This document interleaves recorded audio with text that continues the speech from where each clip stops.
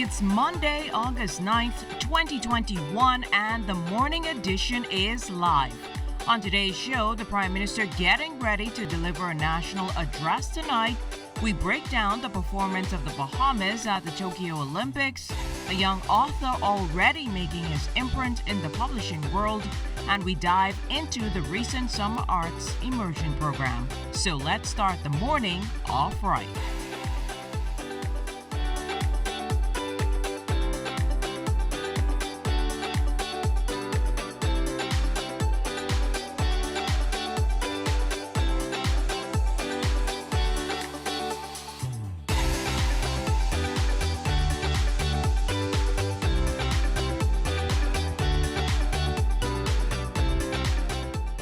Rise up, start fresh, and see the bright opportunity in each new day. Good morning, I'm Jiminita Swain. I was going to show you my bright teeth, but I just ate some donuts this morning. So what is a bright day? Excited to get this morning started off right, Jimmy. Exactly. Gotta start the week off good. With high energy. High energy. And How was your weekend? My weekend was good. Got a chance to relax, watch a lot of old shows like Murder, She Wrote, Matlock, Magnum P.I. You really were having a walk back in day.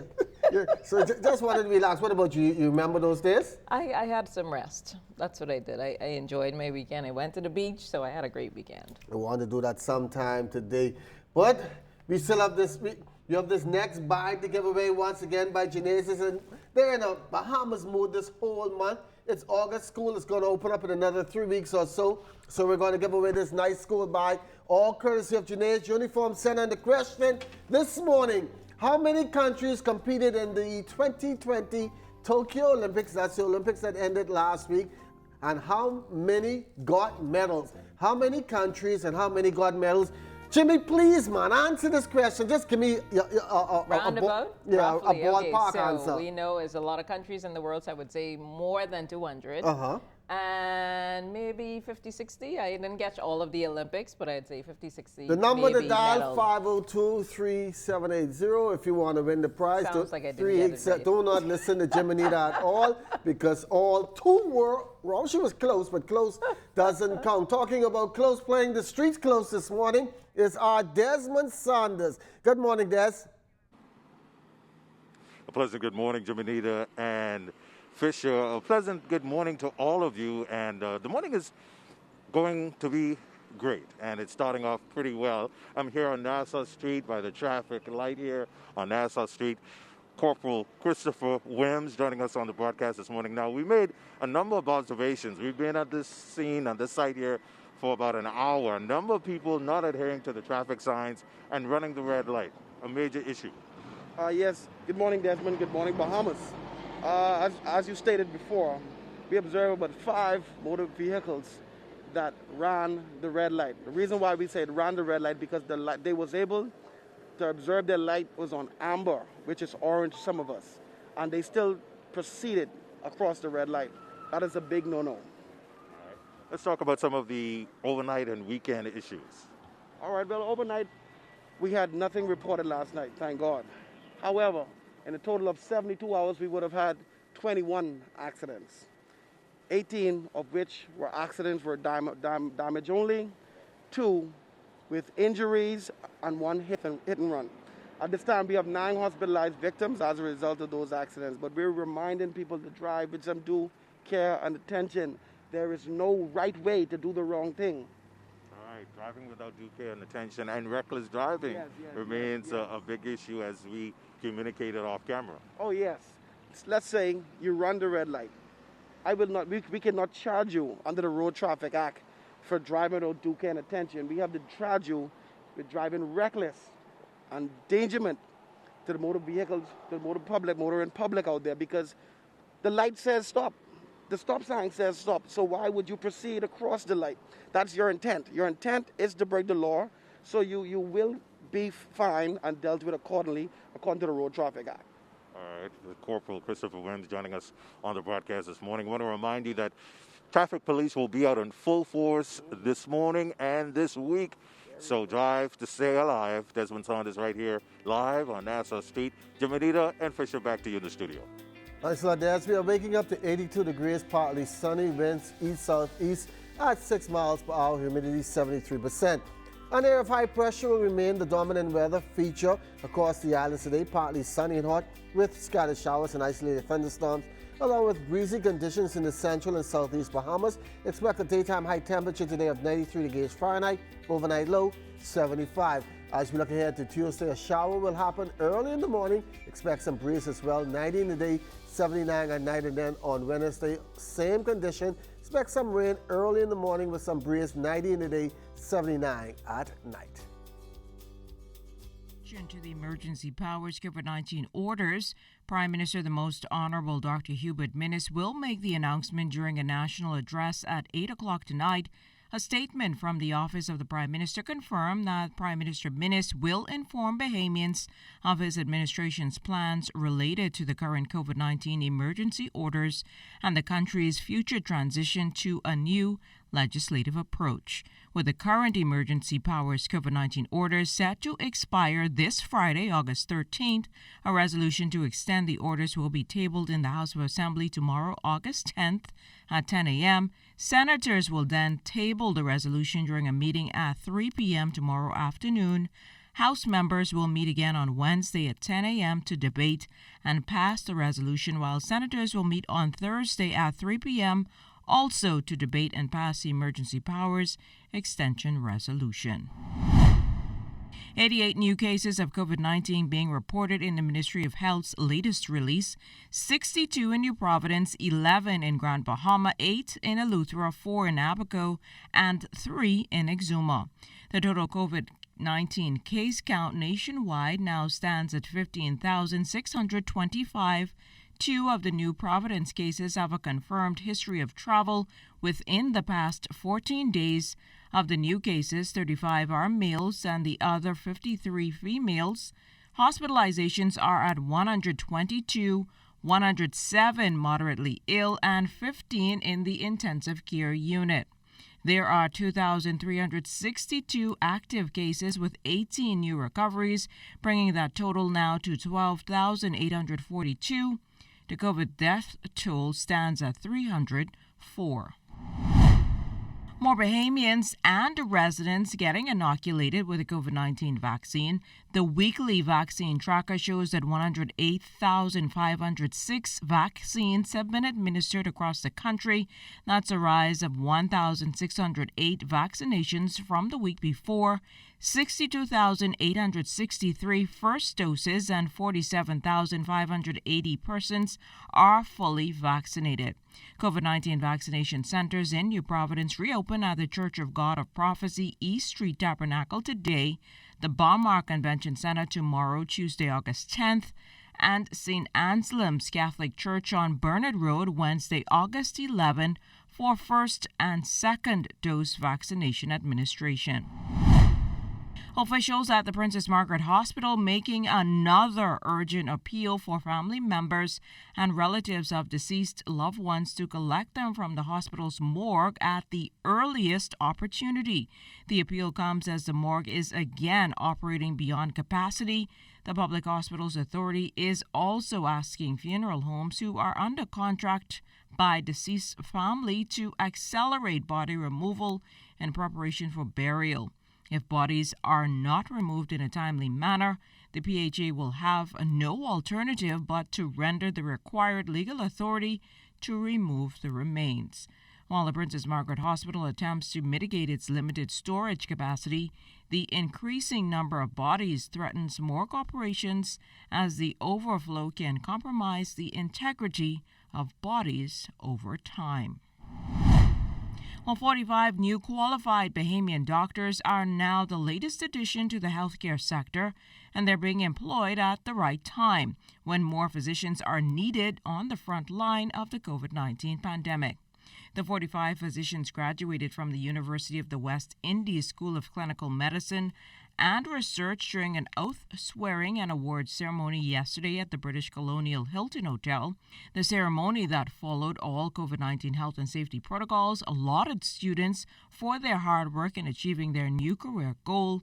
The junior doctors even played an integral role in the COVID-19 pandemic as contact tracers. Congratulating the new doctors is the University of the West Indies graduate and veteran gynecologist, Prime Minister the Most Honorable Dr. Hubert Minnis. The Bahamian people have invested heavily in you. From high school and to university, the pre-med, the government subsidy is mounted to some $4 million per year during your 5-year stay in medical school. But today, let me assure you that that $20 million was well invested by the government and even more by your parents. Today we see the returns of our investment. We are reaping the dividends. When we come back, we break down the performance of the Bahamas at the Tokyo Olympics.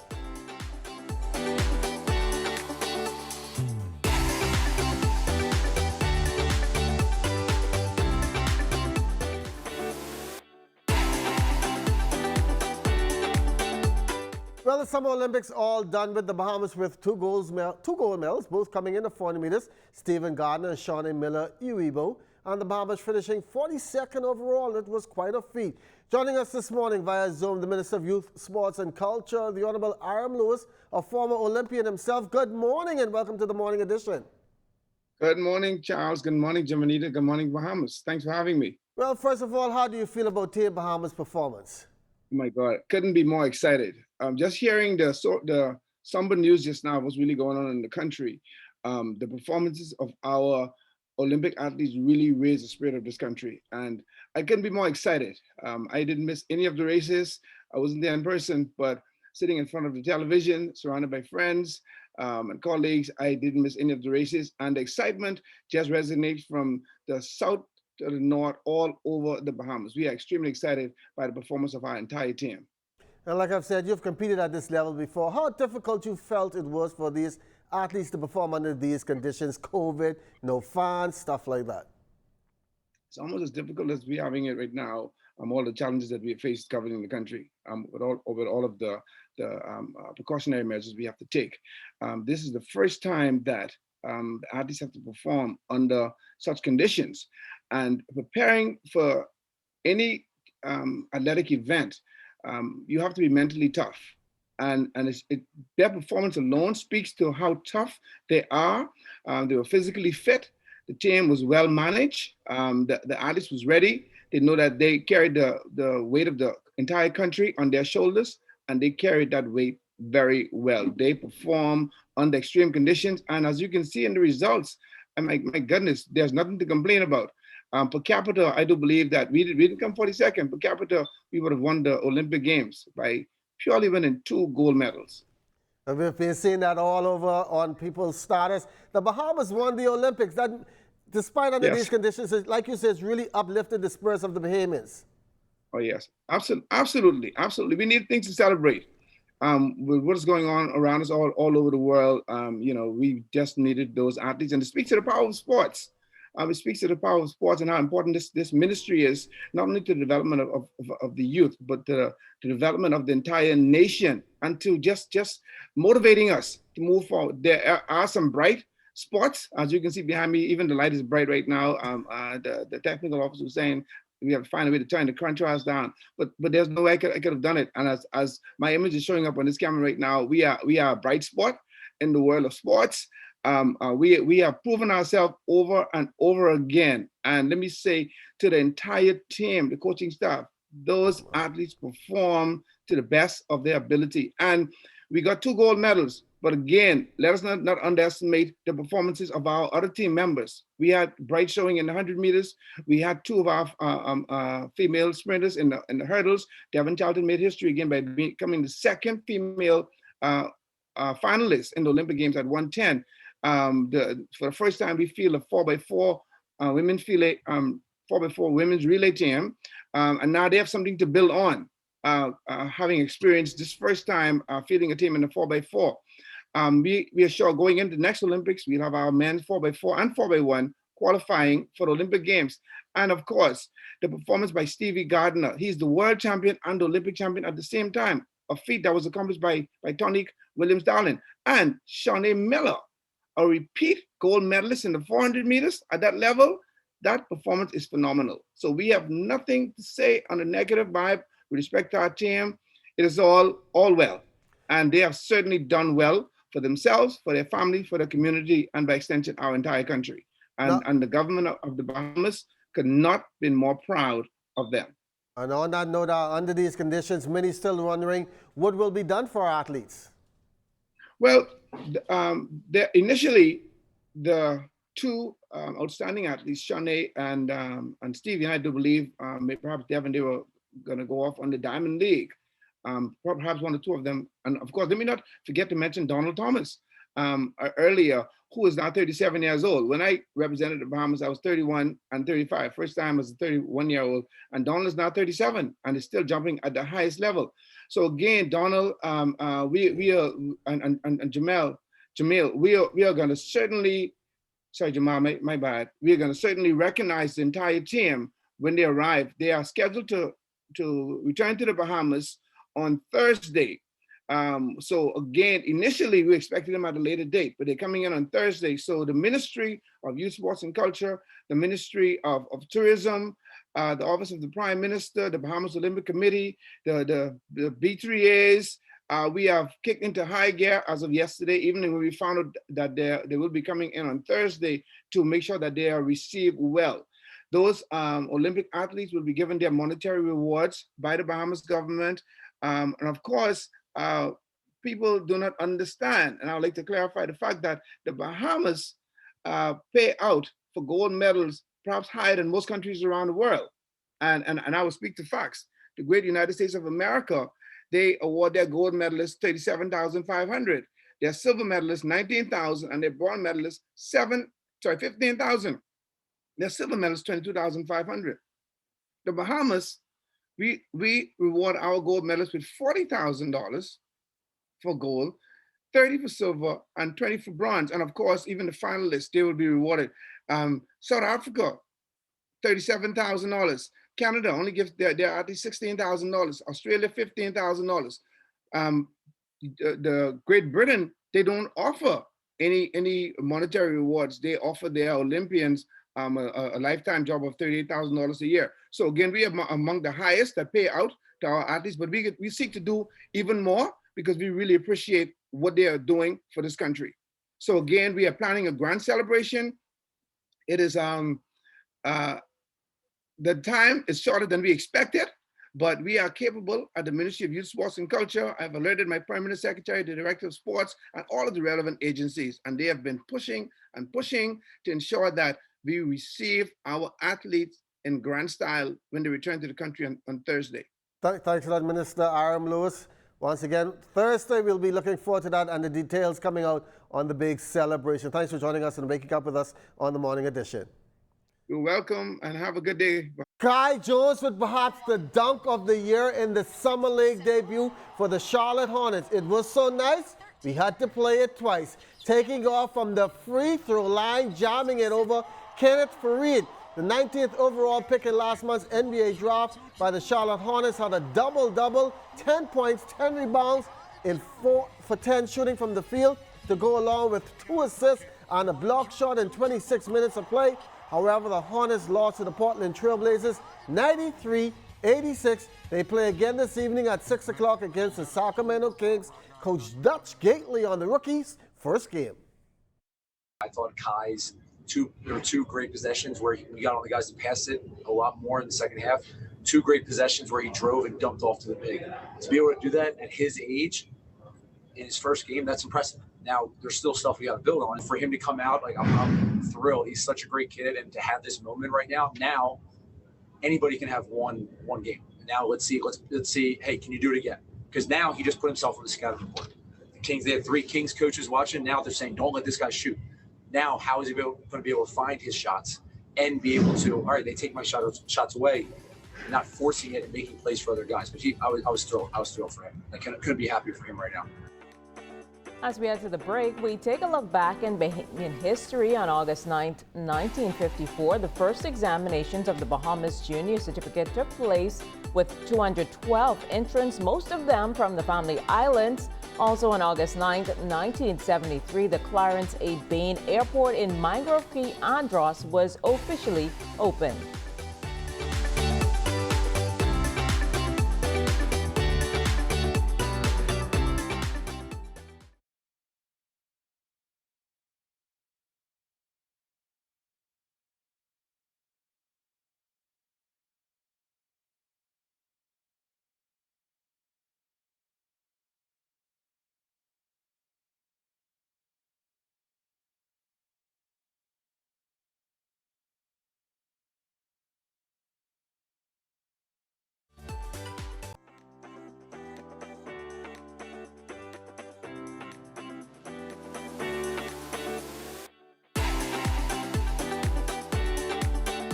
This morning, we highlight the work of an 11-year-old boy who is using his life experiences to inspire others through the power of writing. Here's our Desmond Sanders. At age 11, young Andreas Minnis is already making his imprint in the publishing world. The first time what got me to write the book was because my mom's grandmother died, so I decided that I wanted to write a book after she wrote a book about her. The young native has written and published 2 books. The first, Joshua Holt and the Columbia Crushers, a fictional children's book inspired by the relationship he had with his father, and his second, Joshua Holt and the Bully, chronicling his personal encounter with bullying as a young kid. But I always say, a story is about you, but it's not for you. And he really took that home and took it to heart. And just with his experiences in school and writing, writing and winning that writing award, it encouraged him to take his story about, being bullied and made fun of at school and to write a story about it. Young Andreas and his mother, renowned author Aisha Lloyd Minnis, publishes their writing through Universal Impact Press, a family-owned publishing company. His work already receiving rave reviews. His mother and father, Archibald Minnis, beaming with pride. I've always believed that children learn what they live, and I've definitely seen that with Andreas. From my first experience of becoming an author for the first time, then he followed in my footsteps and wrote a book. And when I started to work with women, with helping them to write their books and to get them published, I had him as my assistant. From an early age, Andreas was always a very driven child. From the time I started playing sports with him and introducing him to football, and he just translated that into his first book, and it was just a wonderful thing to see. And as a dad, I am extremely proud, and I can speak from beyond his mom to say that we are both extremely proud. As he continues to revel in his new success, he has this advice for aspiring young authors. If you want to do something as a kid, just do it. Just because you're not adult doesn't mean you shouldn't do something you want to do. Once you're a kid, just be free. Do whatever you want. That's what a kid is about.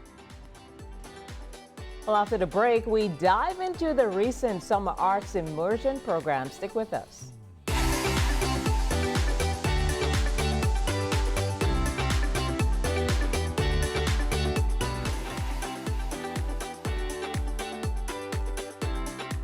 It may have been a smaller camp this time around, but the participants were grateful for all of the techniques they learned during the recent Summer Arts Immersion program.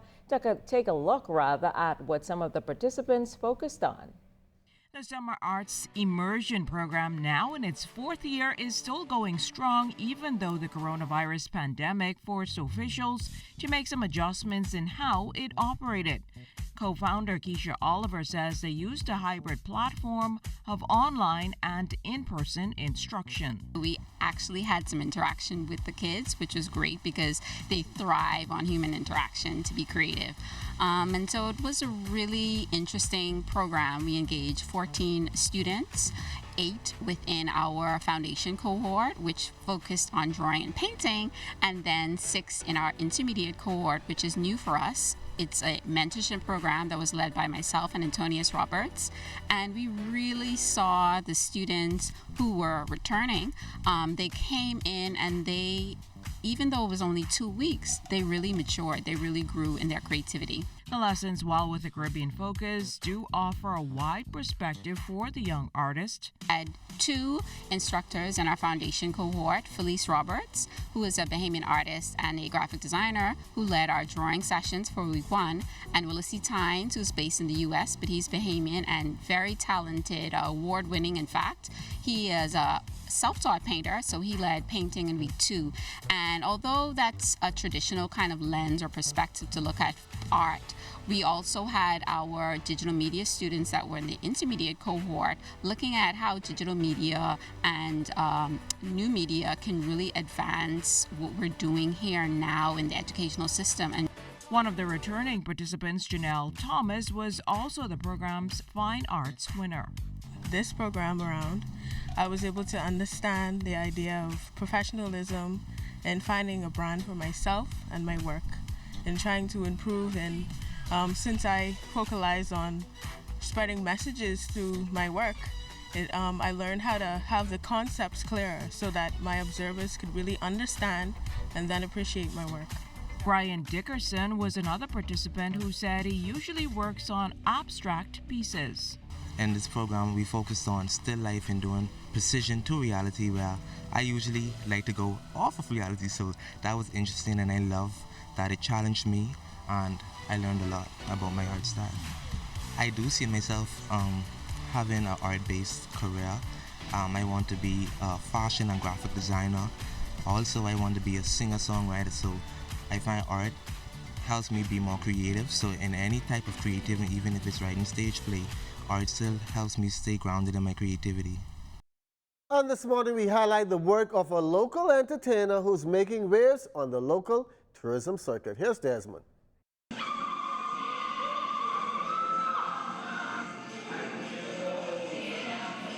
Since 1995, this young island native has been thrilling audiences with her unique, fiery dance movements interwoven within the African culture.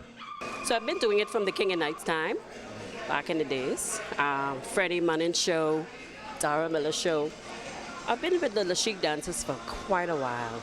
Performing on stage has been a long dream of 46-year-old Chantel Janae Roll, and while she credits her success to local choreographers Metellus Chipman and Carolyn Vug, Roll says her biggest inspiration comes from her eager spectators. While I'm performing, my energy comes from the crowd. Just to see their face, the look of that great look, that they give me, gives me inspiration to keep going. Nationally acclaimed, Chantel is gratified to be using her talents to promote Bahamian culture to visitors from around the world.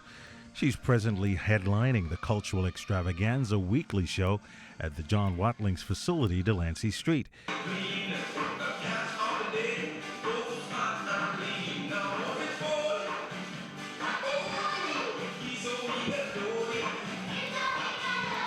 She's committed to ensuring that the Bahamas remains the #1 touristic destination in the world. Where I give you that touch, that healing to fall in love. Thanks a lot, Desmond. Well, we have a winner this morning of this nice Bahamian colored knapsack, all courtesy of Janae's Uniform Center. The amount of countries that participated in this year's Olympic Games, 206, 86 medal, and the Bahamas finished 42nd overall out of 206. So a great feat for the Bahamas. And the winner is Rosetta Wilson. And you can pick up your bag here from the Broadcasting Corporation of the Bahamas anytime today. Congratulations, Rosetta Wilson. 26 countries participated, 86 medal in this year's Olympic Games. But for most people, we still feel like we won. We won. We won the Olympics with 2 gold medals, so that's my story. We are the champions. Don't forget, Thursday, more details on that will be coming out later on today. Yeah, we'll definitely be sure to stay tuned into the ZNS network for news as it happens, TV and radio updates throughout the day. Then you can tune into the Northern Edition and the Bahamas Tonight. For now, we hope to see you back here tomorrow morning. Have a great day. Have a great week ahead, everybody. Whining, bumping, joking, Lord.